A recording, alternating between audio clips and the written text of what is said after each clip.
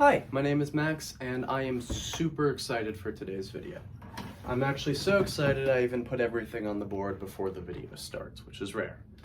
So today I want to talk to you guys about stellar evolution, or at least I want to start to talk to you because I could not come close to fitting everything into one video that needs to be there. So today we are going to go over how a star forms, kind of what's like a very basic explanation of what's going on in the core of a star, and then the 4 possibilities for when a star dies. So let's just start with the formation of a star. Now, one quick thing we need to make sure we know before we get into this: gravity is not a force downwards, it's just towards the concentration of mass. This is important because gravity is actually responsible for forming a star. Let's say we have a huge cloud of hydrogen. You'd find this probably in a nebula if you've ever seen pictures. And a nebula is just a giant gas cloud, for lack of better words. Well, you've got your giant cloud of hydrogen, and you've got gravity.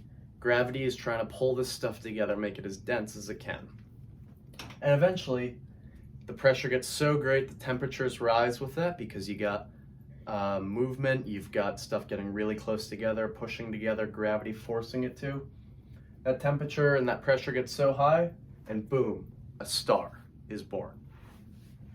So a star has 2 key features. It's got a core, which will contain 90% of the mass of the star, and it's got like a shell, a non-core, that has about 10% the mass.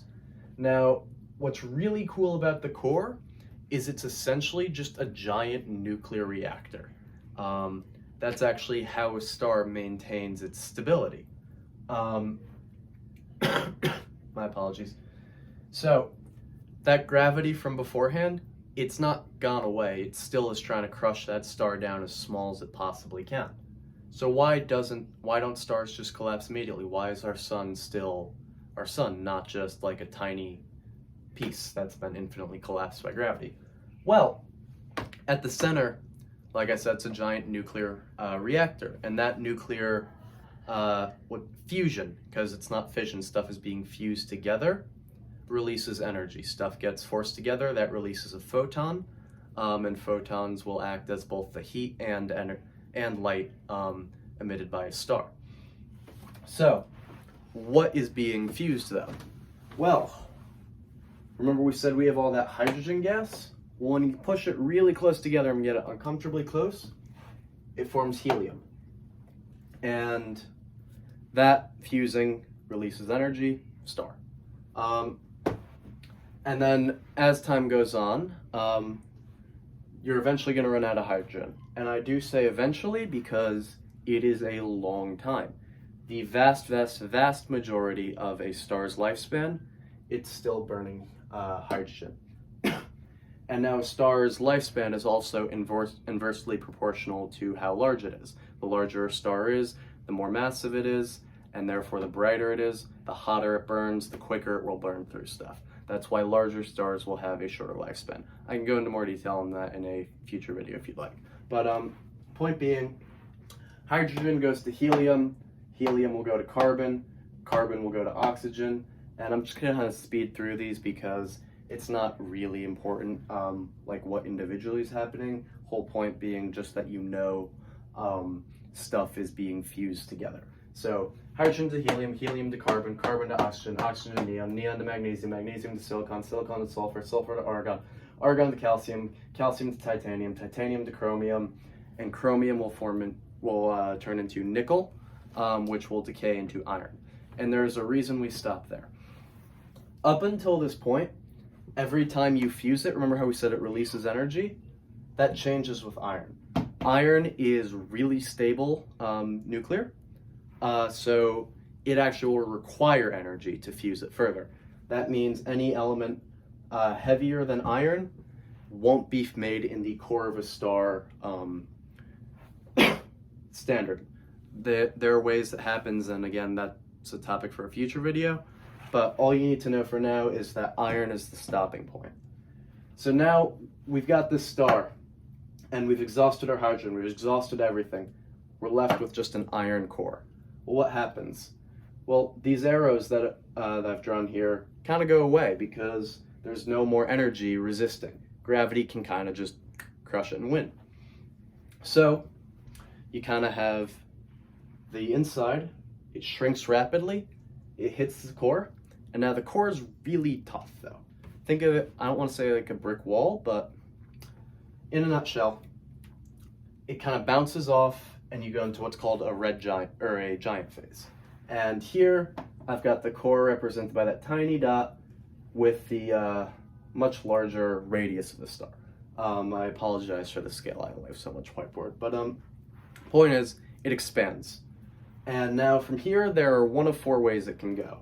If it's a small star, so a star with less than 8 solar masses, 1 solar mass just being the mass of our sun, it'll become what's called a white dwarf.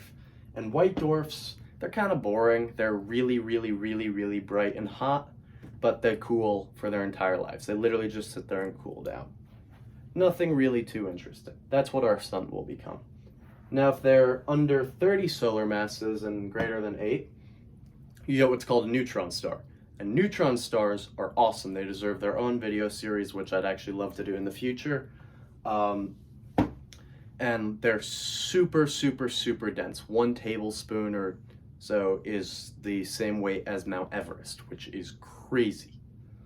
But let's say we're even larger than 30 solar masses. We're up to 180 or less. Then you get a black hole, and I've done a single video on those. I'd love to do more in the future. If you want to learn more about black holes, I'd recommend checking out the video. Now, if we get over 180 solar masses, something cool happens. A big, big boom. There's so much energy when that star's coming in, rebounding, that at over 180 solar masses, it just explodes and it just keeps going. This shell that you see right here will kind of literally just lift off and keep going until it's not really visible. So that's where that outside goes. Here, well, the core also explodes because there is so much energy. This actually type of supernova is actually responsible, or one of 2 ways responsible for us getting a lot of these elements visible in the universe. Because if you remember earlier, they're in the core of the star, and 1, 2, 3 ways we never see the core of the star lose anything. So that's how we get a lot of these elements, is when the whole thing just explodes. I think that's really cool, personally. Now, I obviously oversimplified quite a few things in this video, left out many things that should not be left out, and I'd love to make videos on those things in the future. I'd love to make a video on how we get the heavier elements, just other types of supernovas, just more stuff in general. So if you have any questions that you'd love answered, please send them my way, and I'll be happy to get straight to them. If there's anything you want to know, or like any topic you want me to cover, please put those in the comments, and I will do my best to get to them and get researching on those specific topics so I can get you videos. But otherwise, I hope you enjoyed, and have a great day.